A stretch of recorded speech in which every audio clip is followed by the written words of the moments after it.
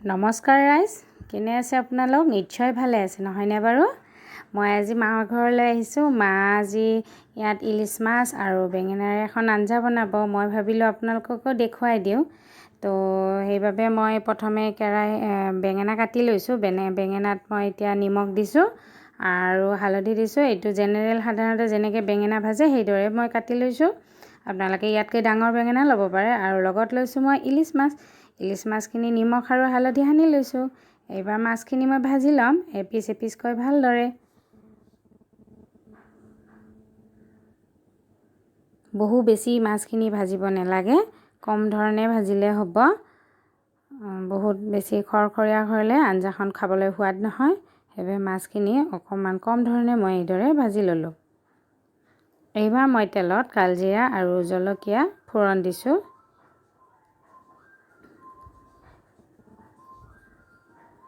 এইবাৰ মই বেঙেনাখিনি বহাই দিম।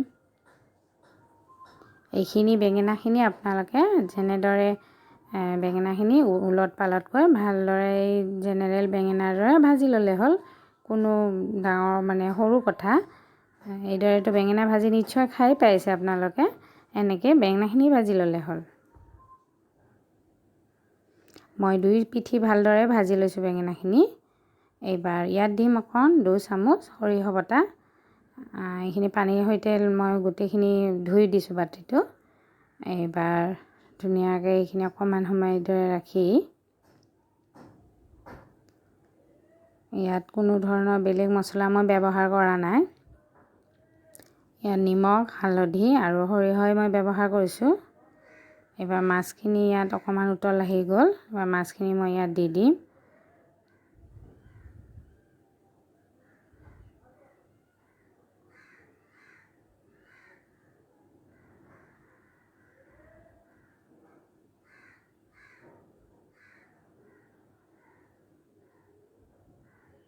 খাবলৈ খুব সোৱাদ হয়, বনাই খাবচোন এইদৰে।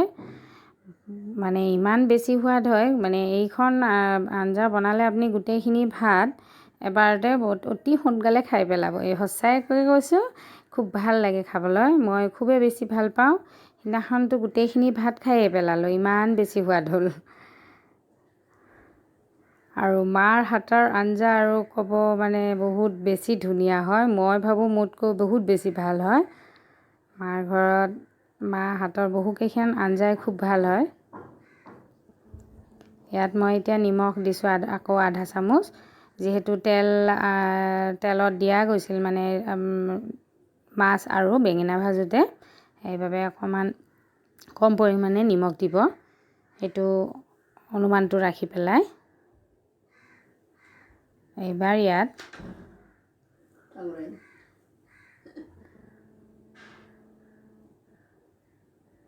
এইবাৰ ইয়াত 2 চামুচ মই কেঁচা মিঠাতেল দিলোঁ।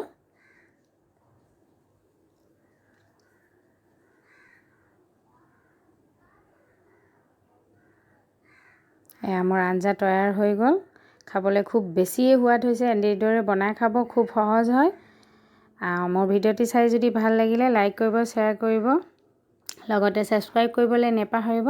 তো আজিলৈ এৰিলোঁ, বাই বাই।